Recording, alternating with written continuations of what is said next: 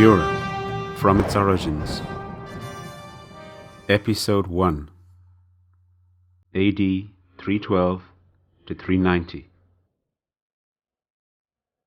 I want to ask the question, where did Europe come from?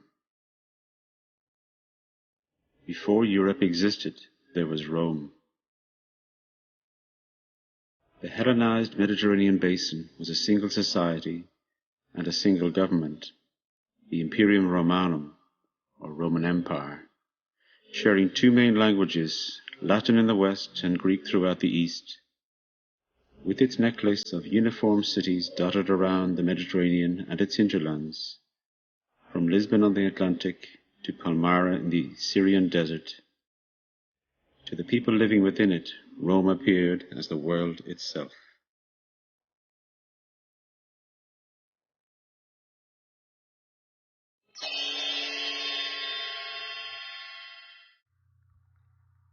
The world of antiquity, the Roman Mediterranean, did not decline, and in the East it did not fall for 1,000 years after they said it did.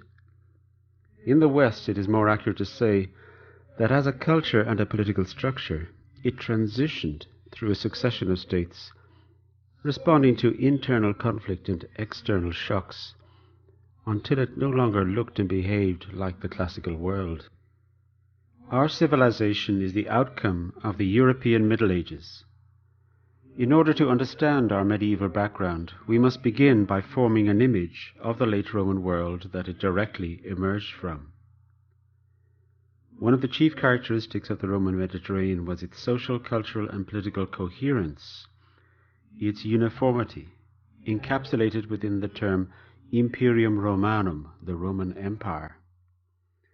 The Imperium was a true state. That is, it had a single government authority that superseded all others.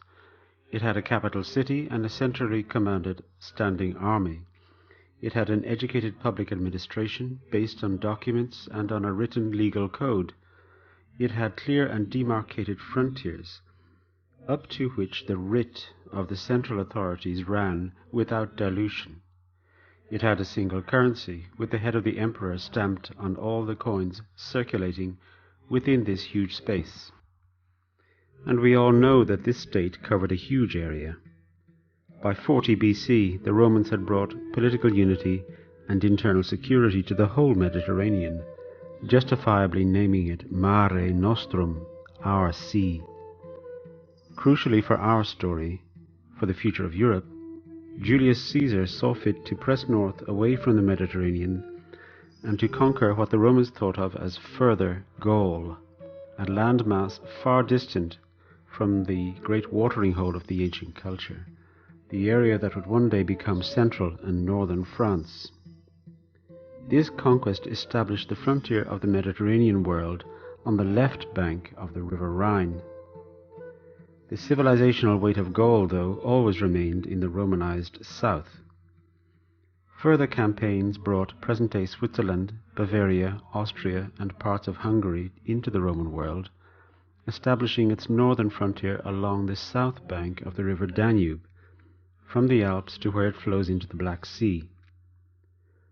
Long before, the city of Rome had destroyed its most dangerous rival, Carthage, and made North Africa too an extension of its own culture and way of life. Where the waters of the Danube and Rhine formed the northern, what we call the European, limits of the Mediterranean world, in the south that limit was set by the sands of the Sahara.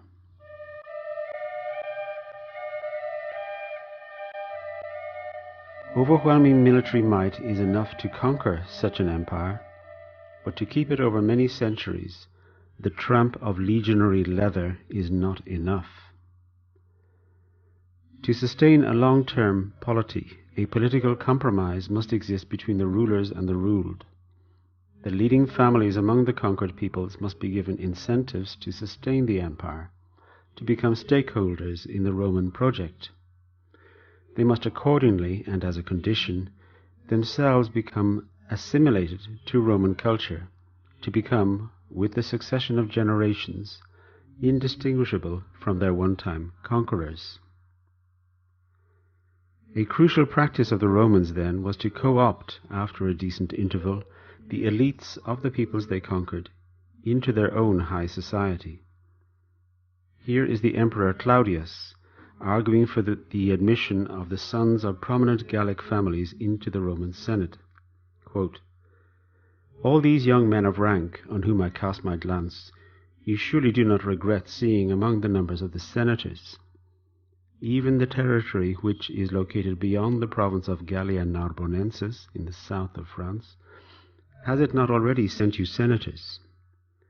For surely we have no regrets of going clear up to Lugdunum, modern-day Lyon, for members of our order." End quote. This process of co-option created a single ruling class, a network of prominent families sharing an identical education and culture, speaking either Latin in the west or Greek in the east, and dominating the surrounding rustici of the countryside from the opulent and similar-looking cities that ringed the Mediterranean. By the end of the 300s, these elites had, through the pull of Latin and the integrative effects of service in the legions, brought about the extinction of the Celtic and Iberic languages in Spain and Gaul. This is why today, for example, Italian shares common roots with French, Spanish, and Portuguese. While the provincial elites became thoroughly Romanized in culture and outlook, they also, over time, tended to reassert their local loyalties. This new provincialism became marked after the turn of the year 300 AD. A major factor in this change of outlook was the impact of the great military and political crisis, which weakened the centre at Rome and led to the predominance of the officer corps of the armies in the political system. The way to the top at that time lay through a successful military career.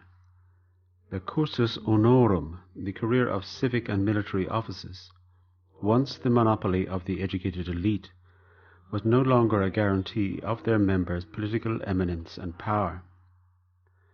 As more and more of the senior military officers were themselves soldiers from the provinces or, in the later 300s, Germanic barbarians, the army, the political system, and the imperial court tended partially to detach itself from the traditional landed and cultured ruling class. For example, a relative decline in the once godlike standards of sculpture is observable, which I attribute to this loosening of the political monopoly of those who most identify themselves with the cultural traditions of the classical Mediterranean. The crushing taxation needed to pay and provision the army, and to fund the expenditures of the imperial court, caused the flight of the ruling elites from the provincial Roman cities, who found that they no longer wished to seek traditional honours by showing largesse to their cities and acting as their magistrates, but who now preferred the otium, or leisure, of their villas in the country, worked by great masses of slaves, where they could walk in the peristyled garden, gaze in the carp pool, write to one's friends, and enjoy one's library. By the way, the Latin word otium finds its opposite in negotium, not to be at one's ease, to be at business, from which we get our term negotiate. Broadly considered, the harsh taxation of the later empire tended to hollow out the political life of the cities, and without its traditional, vigorous, and largely autonomous cities, parts of the society of Roman antiquity appears to have lost its dynamism, its powers to rebound after setbacks. Without its cities, to some extent, it lost its raison d'être. But so solid and eternal appeared the empire, to everyone within and outside it, that the withdrawal of the senatorial elites to their estates, and their usually successful lobbying at court to gain tax exemptions, did not appear to them to be undermining their own security, but inexorably it did. The military crisis of the late 200s saw numerous usurpers at the head of their frontier armies try to seize the imperial diadem.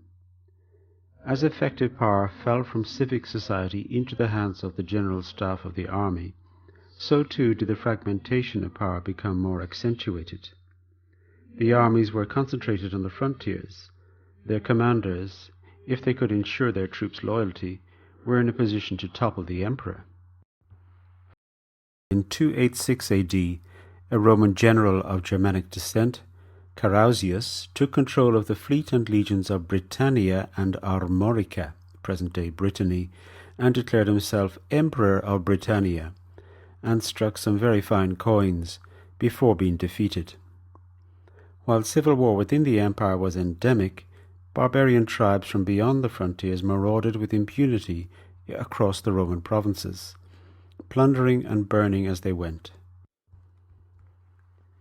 In Gaul and elsewhere, bands of desperate peasants and the urban poor, who could not pay their taxes, formed brigand hordes, the Bagaudae, which took full-scale military intervention to suppress. By the 290s, authority had been re-established and security was restored. One of the emperors of the new order was Diocletian, who split the empire into east and west, and who pursued the most systematic persecution of the Christian sect in its already 300-year-long history. In the next generation, a rising general and politician named Constantine waged successful wars from present-day Iraq against the Parthians to Scotland against the Picts, and devastated the lands of the Germanic Franks on the lower Rhine. At his capital at Trier, Augusta Treverorum, he judged the captured Frankish war chieftains as criminals, not as enemies, with the sentence of damnatio ad bestias, exposing them to the wild animals in the arena. The fate of being damned lives on in the verbal memory of our civilization, through its Christianized use as damned to hell, and in our little expletive, damn. But soon Constantine, as a contender for power, had to flee the imperial court at Nicomedia, in present-day northwest Turkey, to join his father in Britannia at the other end of the empire. His father held there the office of Caesar of the Occident. On his father's death, he too allowed himself to be proclaimed by his troops at Eboracum, or York, as Augustus of the western provinces, and precipitated a civil war to make good his usurpation. On the 27th of October, 312 AD, before the decisive battle over the Tiber, Rome, he had the haruspex, or pagan diviner, examine the entrails of his sacrifice. The news was not good. That night, however, he had a dream in which he saw the Christian symbol, the Greek letters for Christ, chi, rho, which looks to us with our Latin letters like P over an X, and heard the words, in hoc signo vincis, in this sign you will vanquish. The next day he won the battle.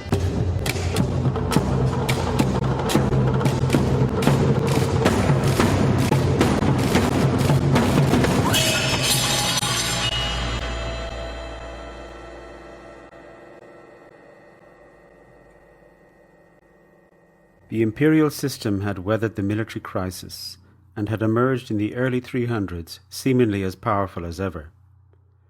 But changes which had been occurring within society and in the army had accumulated and were soon to show their effect. Two radical new departures in the structures of the Roman Empire, which were to have enormous long-term historical consequences, were initiated by this same individual, the Emperor Constantine, who died in 337 AD. The first was his decision to allow the large and well-organized, but still very much minority, Christian sect openly to practice its rites, to become a religio licita, a religious cult recognized as non-criminal and legitimate. The second was his decision to shift the center of gravity of the empire away from Italy to a new capital named after himself, Constantinople. Let us consider the religious changes first.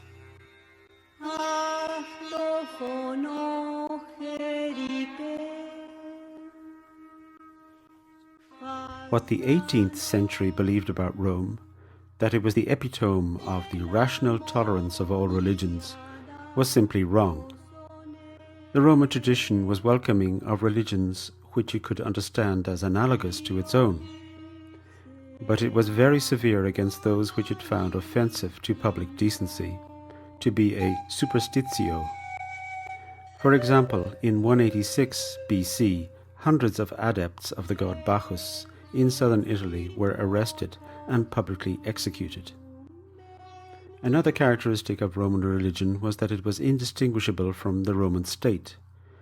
The priesthood was a temporary office of state, exercised alongside a magistracy or a military command.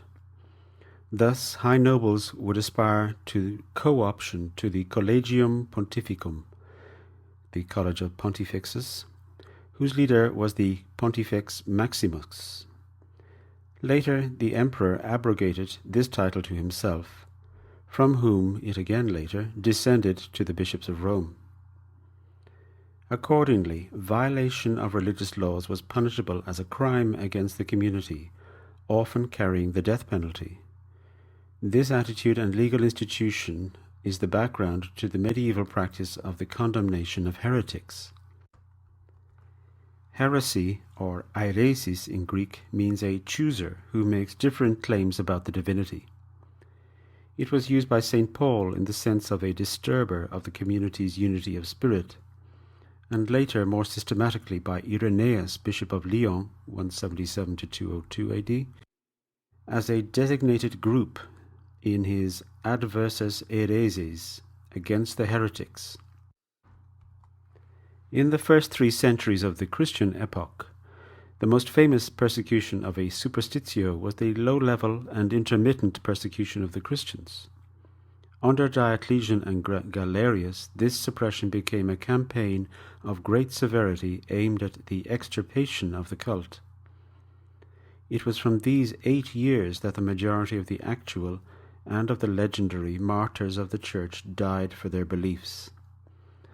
These 8 years of excruciating self-sacrifice saw the solidification of the Christian community into an extremely powerful and ineradicable millennial movement. It is often said that Constantine's conversion to Christianity was a cynical act of power politics. Our modern mentality, ever seeking what we think of as rational self-interest, underneath the stated motives of historical actors, is more comfortable with this explanation. But here are the words of the man himself, writing to the bishops of Roman Africa against the Donatist heresy there. Quote, "Since this is certainly the will of the Supreme God, who, as the author of this world and its Father, it is not doubtful that heresies and schism have come from the devil, who is the head of wickedness. For their criminal purpose always requires them, the heretics, to do the works of the devil." End quote. This is the authentic voice of a fully elaborated and sincere Christian, and it expresses a form of Christianity which could have come from the pen of any pope or king up to the early 19th century. This is the Christianity that emerged from the Great Persecution, which ended in 311. This letter dates from 330. Over the following decades, the emperors would take the side of the Christian bishops and, in a breathtaking reversal, stepwise reduce the worship of the ancient pantheon of the Roman gods to a criminal act. Emperors Gratian, Valentinian, and Theodosius issued the basic decree, Cunctus Populus, establishing Christianity as the official religion of the Roman Empire, dated the 27th of February, 380 AD. According to this, all people of the empire, that is, of the world, should live secundum apostolicam disciplinam et evangelicam doctrinam, in consonance with the apostolic instruction and evangelical teaching. From this moment in time, Roman and Christian became synonymous terms. We are accustomed to think that Christianity was inherently hostile to the Roman state, that it usurped and replaced ancient culture with a new, so-called Judeo-Christian one. This is a misunderstanding on a grand scale, in my view. The early Christians, the generation which underwent the great persecution, of course primarily thought of themselves as the spiritual elite, the saved as opposed to the damned. But they also understood themselves as nothing other than full members of Roman society and as loyal subjects of the emperors. They regarded the old religion, the gods of Olympus and of the Roman pantheon, as devil worship, and would stop at nothing until it was eliminated. They got their way. I think it was rather the case that Christianity fitted in very well indeed with many of the mainstream religious assumptions and beliefs of the ancient pagan world. The idea of a god taking on the body of a man was as old as religion itself. All the Olympian gods had corporeal form. It was Christianity's roots in Judaism that was horrified at such an idea. The virgin birth was no obstacle to credence. Nymphs had been mysteriously found to be with child through divine agency in many mythic narratives. Nor was the idea of three gods a problem to this monotheism. The deep cultural reflex to conceive of the divine cosmos as a densely populated overworld, complete with a plurality of gods, had its effect. The logical contradiction was finessed by insisting that the divine persons, three of them, were in fact facets of the same undivided God. Indeed, the key Christian doctrine of the Trinity is a perfect expression of the magnetic pull of Mediterranean culture, irresistible and transformative, as it absorbed a set of writings emanating from monotheistic Judea. Pater Cosmon, Pater Ionon, Melpomen Hom, Pasaite Zeu, Logimoi Dulai.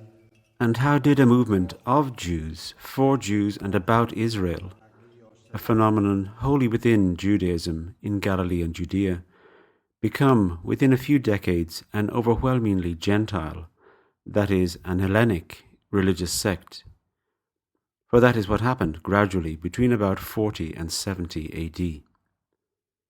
When the followers of Yehoshua, or Jesus in Greek, when the small coterie who had known Jesus recovered from the shock of his crucifixion and felt inspired at the Pentecost to spread the message of their dead and, as they already believed, resurrected Rabbi, they went out into a Jerusalem which was, after over 300 years since the conquest of Alexander the Great, heavily overlain with Greek culture and governed with the firm hand of the Roman praefectus. In Greek, or as it is called Hellenic culture, Judaism was up against a civilization of immense sophistication, of great intellectual and artistic power, backed by and embodied in the irresistible Roman state. The tensions in this situation, political and cultural, were explosive. Would Israel assimilate to blend into the broader Greco-Roman Mediterranean civilization, or would it reject it root and branch and succeed in expelling it with violence? A partial and patchy assimilation to Greco-Roman life was already in train. There were substantial Jewish communities in the main cities of the Greek-speaking Near East, in Damascus, at Antioch, founded by one of Alexander's generals, Seleucus, but above all at Alexandria in Egypt. In this city, 200 years previously, the Macedonian king Ptolemaeus Philadelphos had commissioned the translation of the Hebrew Tanakh, what we call the Old Testament, into Greek. This became known as the Septuaginta in Latin, or the 70. It had 70 translators. Many Jews living outside Judea had already lost the use of Hebrew as their spoken language and spoke now only Greek. The Septuaginta was their only source for Jewish scripture. It was also by the same token an open book to any Greek speaker who might be interested in Judaism and its religious claims. The synagogues, a Greek word meaning a meeting place, of the diaspora, another Greek word, were often well attended by these Gentiles, drawn to a form of Judaism practiced in Greek. They were called the theophobes, or God-fearers. Thus it was that the initial audience of the Jewish followers of Jesus was found among these Greek-speaking, half-assimilated Jews, and especially among their Gentile companions at the synagogues. These Hellenic Near Easterners began joining the movement in large numbers. Very quickly, though, it became apparent that Jews themselves at Jerusalem and in the synagogues of the diaspora were either indifferent or more usually violently hostile to these renegade Jews from Galilee, preaching a messianic message which excited their intense distaste. The first mission of the original Christian community of Jerusalem, then, that to their fellow Jews, was an almost complete and disastrous failure. I say almost because at least one among them, a fanatical hunter and persecutor of this Jewish subsect, was a Greek-speaking Jew of the diaspora himself, one Paulus of Tarsus, whose parents were well-to-do enough to be accorded the rare and precious status of Roman citizenship. Paulus, or Paul, appears to have been suffering from that condition of many from one culture who are half assimilated to another. He went through a period of violent rejection of his Hellenic background and sought to become a thoroughgoing Orthodox Jew again. The tension was too great. He witnessed, and perhaps took part in, the stoning to death of Stephanos, a Hellenized Jew of the inner circle of the Jerusalem Jesus followers. Then came his famous metanoia, or conversion, on the road to Damascus. Jesus had been dead some years before these events, and Paulus never had seen him. His intense and visionary mind saw in the idea of a God who deliberately chose to undergo the worst humiliation and torment that a man could experience, and yet remain a facet of God, as a new dispensation, one which for him overthrew the law of Moses as his own religious tradition understood it. In the workshop of his fervid mind he fashioned out an entirely new theology. Paulus in effect Hellenized central themes in Judaic apocalyptic lore, such as the coming of the kingdom.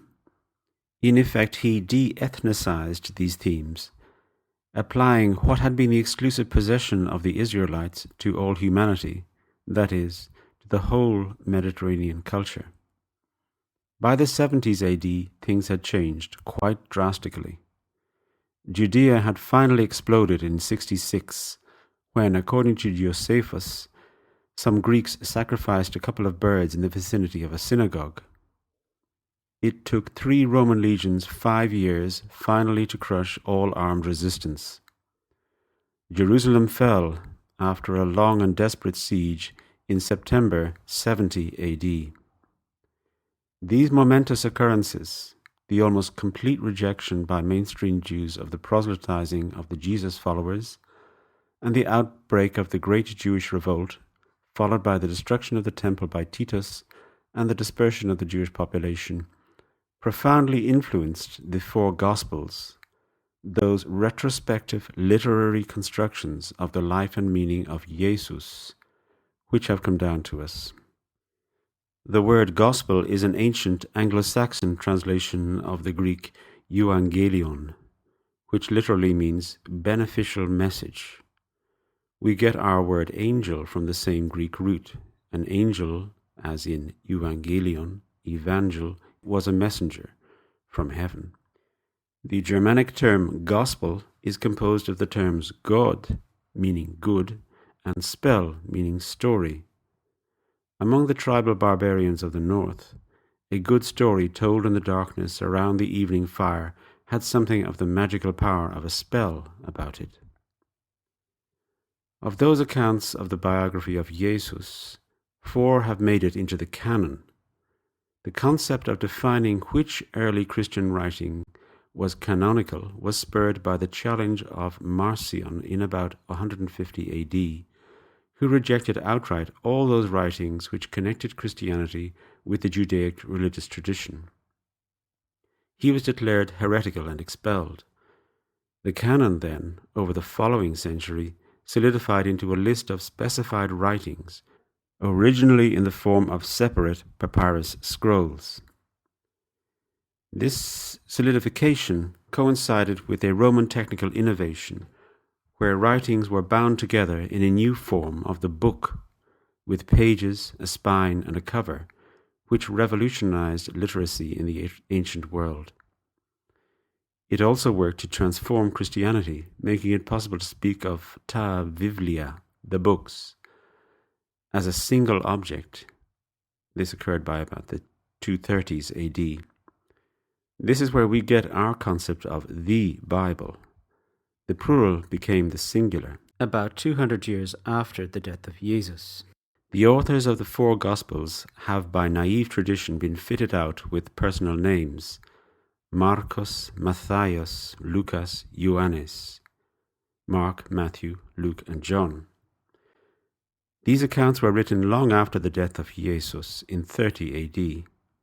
For 2 or 3 decades, the memories of the Jesus followers were preserved and elaborated in stories and anecdotes passed around orally. The writer labeled Marcos was clearly a Gentile, that is, a bearer of Greco-Roman and not Jewish culture.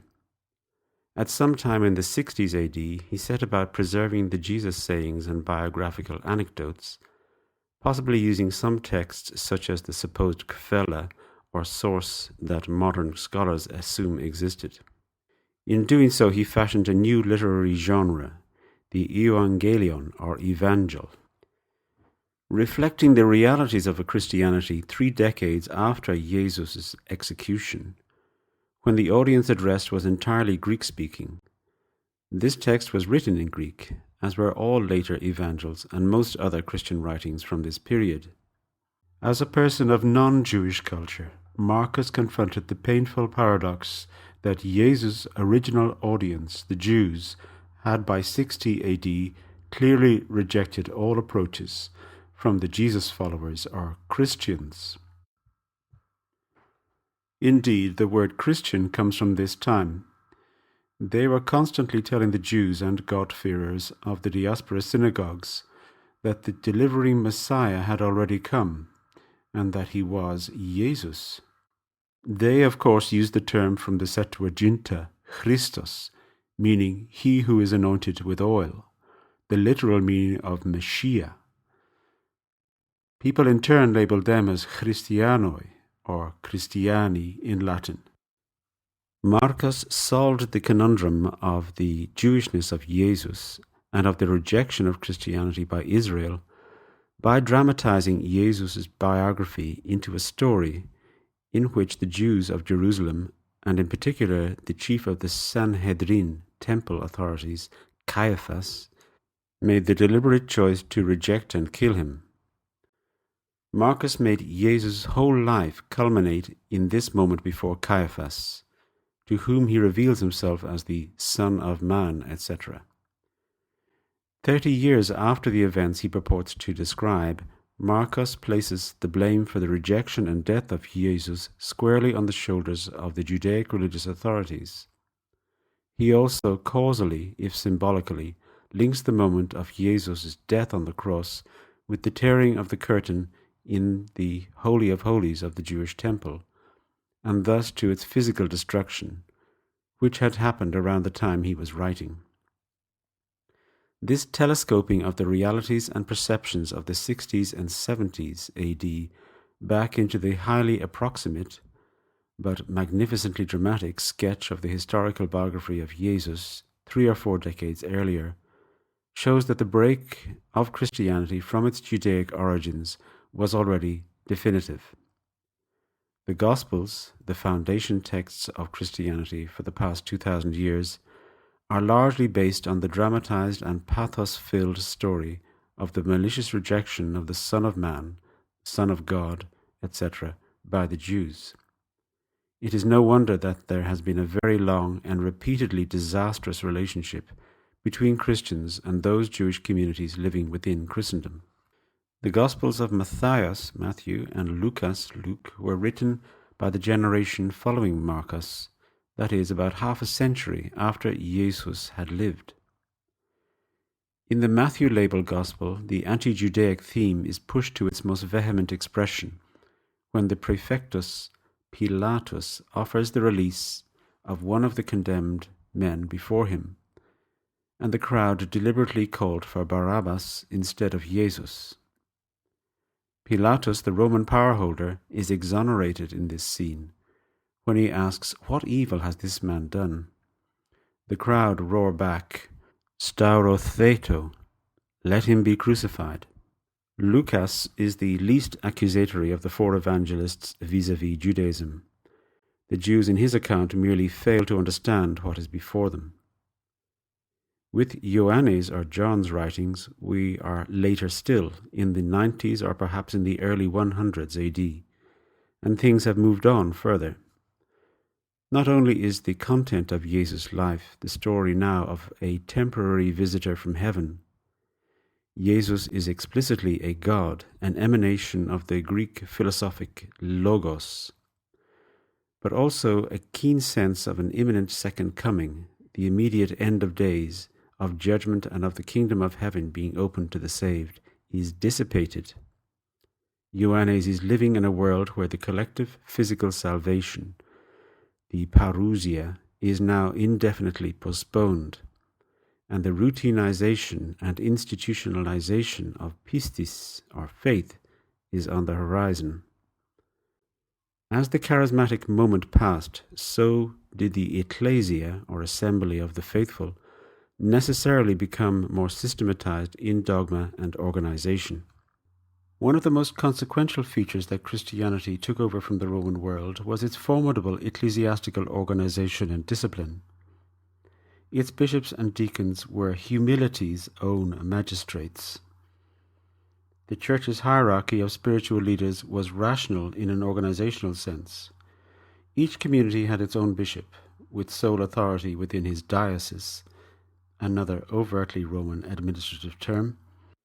The Christian Church absorbed the sense of a klerus, an order, a disciplined corporation set apart, of dedicated specialists, the clergy, inheriting God's tasks on earth, as opposed to a laicus, originally an inexpert person, one not in possession of a techne, as doctors called those who are not doctors.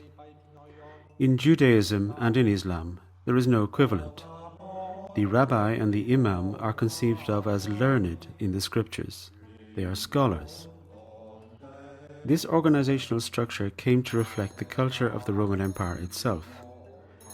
The Christian bishop's area of jurisdiction was the civitas, the main city with its surrounding countryside. There was one bishop per civitas, who came with time to possess secular as well as ecclesiastical power. The Roman legal tradition, its hierarchy of command, its documentary and rhetorical methods, all these aspects and many more were naturally absorbed into the tissue and ethos of the Christian Church.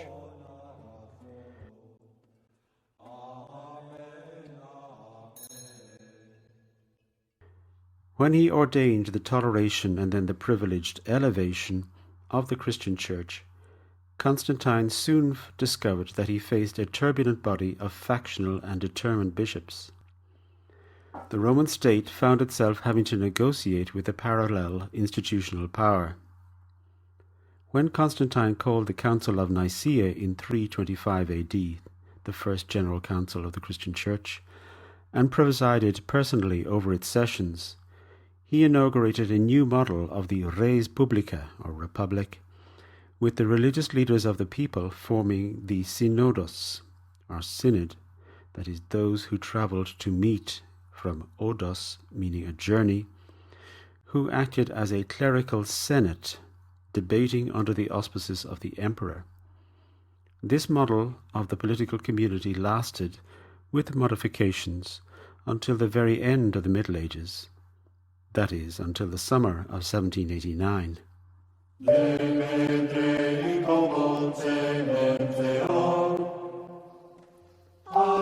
It is more fruitful then to consider Christianity not as the opponent and destroyer of Roman civilization, but as its culmination and completion. The great sophisticated culture of the Mediterranean embraced a set of religious ideas that had originated in an obscure heresy within Judaism. as these ideas leaped what we might call the cultural species barrier, through the agency of St. Paul, they themselves were as much changed and adapted as they worked a great change within the receiving culture. Such a two-way process is entirely natural and to be expected.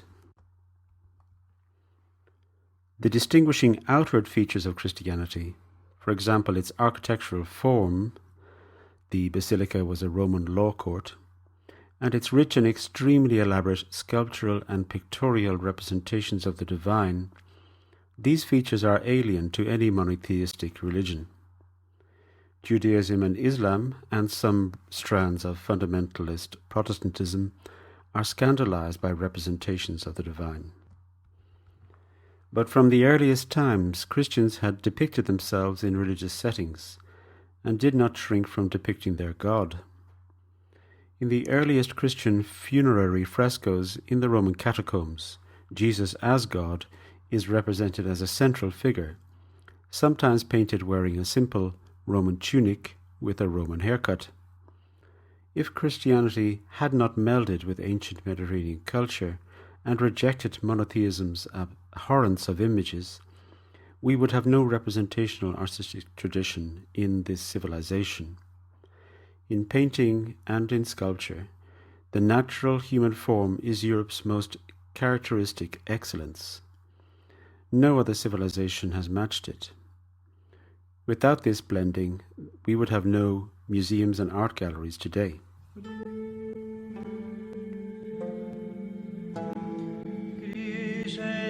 To gain acceptance and respectability in the ancient world, the Christian leaders had to counter the arguments of the philosophers, and to do so using the methods and standards of philosophy.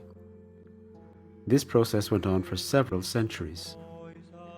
The result was the ascendancy of the discipline of theology, which remained the supreme science or body of knowledge of our civilization until the late 17th century. The Greek philosophical outlook, vocabulary, and its dialectical method were preserved by the Christian fathers. They knew no other way of formulating their higher ideas. The content of Greek thought was to some degree negatively preserved by them also, as the object of their polemics, thereby unintentionally smuggling the long-sleeping larva of rationalist philosophy into the new Christian civilization.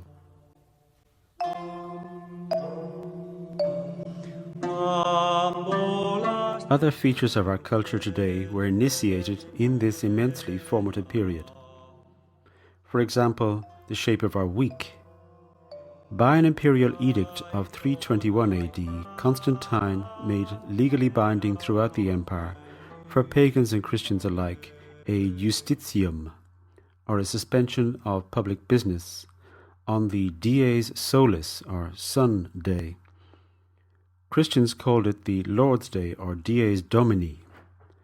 In the German-speaking parts of Europe and the West, we still use the old pagan names as the Romans and sub-Romans did: Sun Day, Moon Day, Woden's Day, Freya's Day.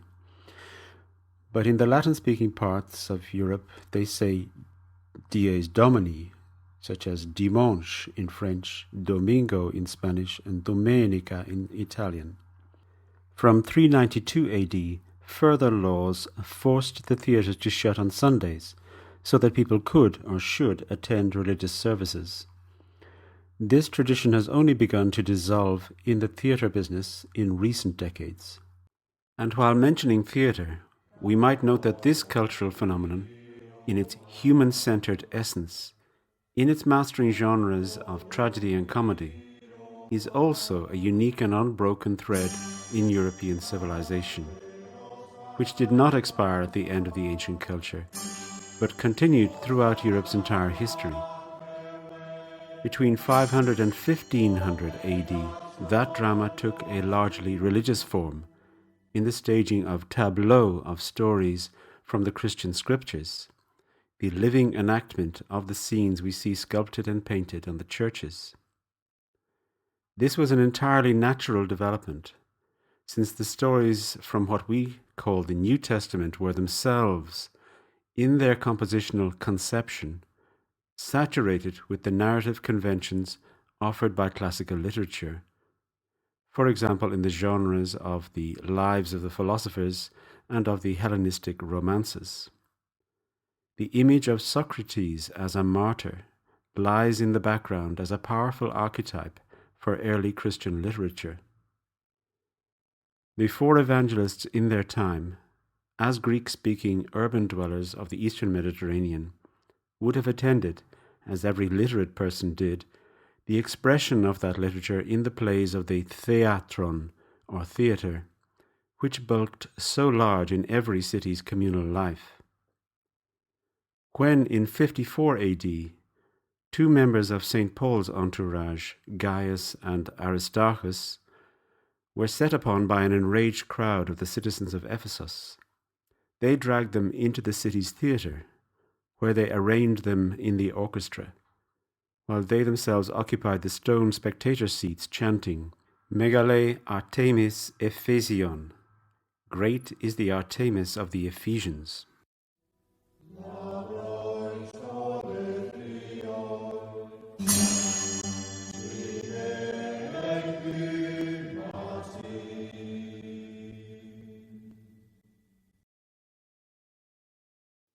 Somewhat less momentous than these religious and social changes was the decision by Constantine to move the political seat of the empire away from Italy, eastwards. The founding of Constantinople upset a very old order. The Latin-speaking West, the Occident, was massively weighted on Italy, with Africa in the second rank. The Occident was less populous, less urbanized, and less wealthy than the Greek and Syriac-speaking East or Orient.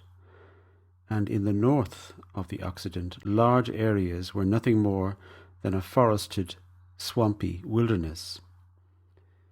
But in the Latin Occident there remained the old Roman Italian pride, now increasingly embodied in the Church, as the great landowning senators migrated into the Christian prelacy. In the 380s and 390s, the final struggle between the universal and traditional pagan religion and the new Christian one took place. Members of the high elite had been among the first to succumb to the new belief system.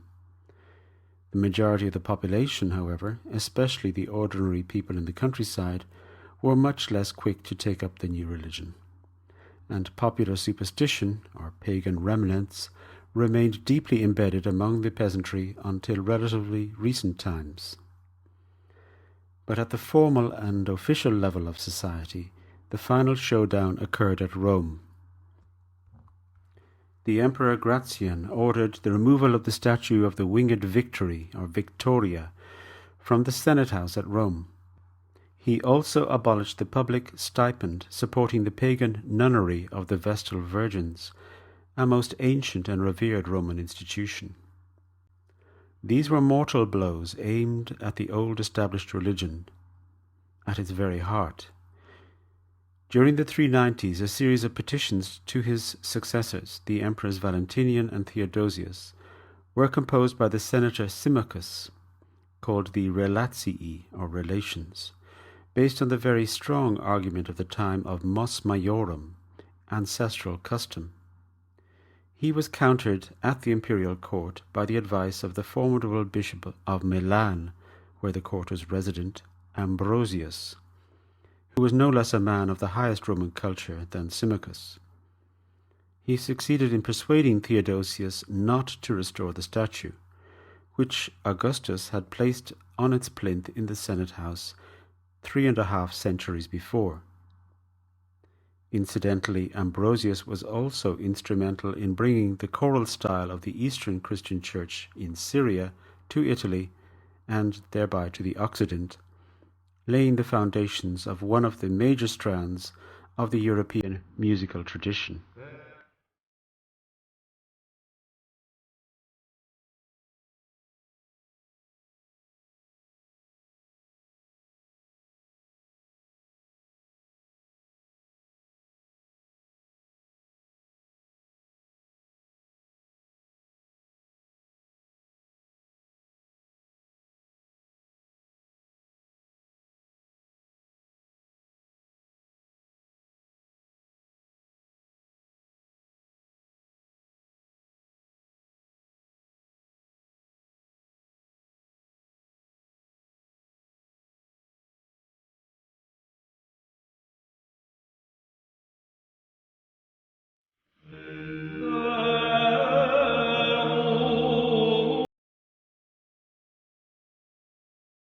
Of great importance in the new Christian structure of the empire were the patriarchates, those bishoprics of highly prestigious cities such as Rome, Jerusalem, Antioch, Alexandria, and Constantinople. These vied with one another for preeminence, especially Rome, Alexandria, and the new upstart Constantinople. Rome had the advantage of its ultra-prestigious patron saints, Saints Peter and Paul, and its status as the traditional home of the empire. But it was also alone in the Occident as the only patriarchate. Before the move of the capital to Constantinople, the previous emperor, Diocletian, had divided the imperial office in two. One emperor, the senior, would live in the Orient, or East, and the lesser would live in the Occident. The city of Rome thereby lost its status as the seat of government. The imperial residences in the West were at Milan or Ravenna, or as military necessity dictated, at Arles in Provence, at Trier on the Rhine, or even at York, Eboracum, in distant Britannia. The dividing line between the Roman Occident and Orient cut down what we call today the Balkans, roughly including modern Croatia in the Occident. Diocletian's division of the empire into the Pars Oriens and Pars Occidens, the eastern and the western parts, was to have enormous structuring consequences for future history. Not only was this political division to be at the root and origin of our term the West and its derivatives such as Western civilization, but its religious, cultural and geopolitical effects were still completely self-evident to anyone who looked at a map, right up until the middle of the 19th century. In the Middle Ages, the region was known as Romania, the area falling within the sphere of the rule or of the influence of the continuing Roman Empire at Constantinople. From 1350 onwards, for 500 years, under Ottoman dominion, it formed the frontier land of the Islamic world on the continent of Europe. From this time, Western Europeans slowly began using the Turkish term Balkan, meaning the forest mountains, to describe the region. The pushing back of Ottoman power in the mid-19th century allowed local intellectuals to import nationalism from Western Europe, channeling and lending a new virulence to ancient patterns of division between Muslims and Christians, and between Latin and Greek Christians, which erupted into the shockingly atavistic war of the 1990s. Diocletian's arbitrary division still cast its shadow. Today, Croatians look towards Rome and Western Europe, while Serbs look towards Constantinople's presumptive heir, Moscow. It is this world, then, of what has been called the Low Empire, the to us rather obscured area of the Christian Roman Empire, the era of Constantinople as I call it, which has cast such a long shadow over intervening history.